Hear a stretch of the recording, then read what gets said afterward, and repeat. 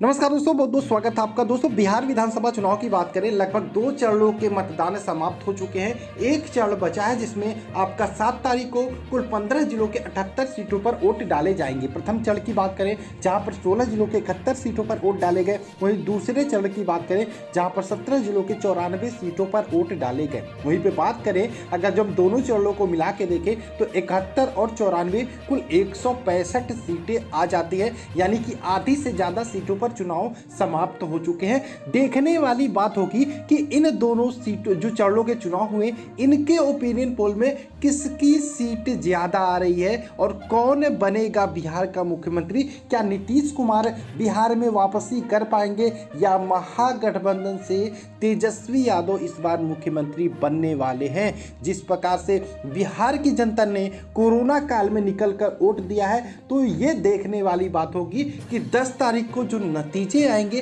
वो कहीं ना कहीं सबको चौंकाने वाले हो सकते हैं। दोस्तों, अगर जो आप चाहते हो कि आपके विधानसभा सीट का ओपिनियन पोल आपको प्राप्त हो और आपके यानी कि 10 तारीख को कौन कहां से जीत रहा है सबसे पहले आपको देखने को मिले, तो चैनल को सब्सक्राइब करके बेल का आइकन क्लिक कर लो और साथ में कमेंट बॉक्स में अपने विधानसभा सीट का नाम कमेंट करके जरूर बताना। तो हमने पहले चरण का भी ओपिनियन पोल आपको बताया था, दूसरे चरण का भी ओपिनियन पोल बताया था, लेकिन अब बारी है इन दोनों चरणों के, यानी कि दोनों चरणों को मिला के देखिए 165 सीटें। बिहार में कुल 243 विधानसभा सीटें आती हैं और बहुमत की बात करें तो 122 का आंकड़ा बहुमत का, यानी कि बात करें अगर जो 165 में कोई भी पार्टी 122 जीत जाती है तो जीत उसकी तय हो जाती है और उसी की पार्टी का उम्मीदवार मुख्यमंत्री बन सकता है। वही दूसरे चरण में कल जब चुनाव हो रहे थे तो कुल मिला के लगभग 55% मतदान हुए हैं। वहीं पे बिहार के में बीजेपी के नित्यानंद राय ने ये दावा किया कि दूसरे चरण में जो 94 सीटें पर चुनाव हुआ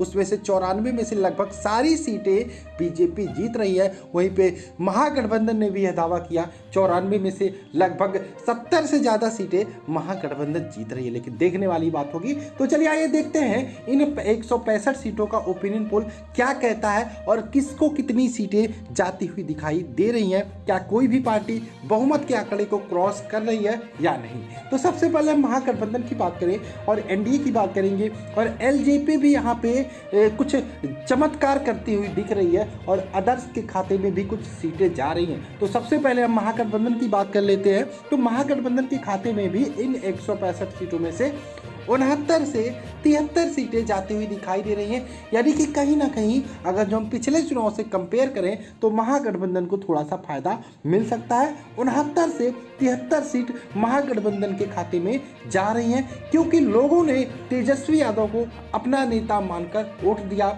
और तेजस्वी यादव की तरफ यहाँ पे रुझान बहुत ज़्यादा देखने को मिला और लालू यादव को अपना नेता मानते थे। ठीक उसी प्रकार से इस बार आरजेडी के तेजस्वी यादव को लोगों ने भर भर के वोट दिया है।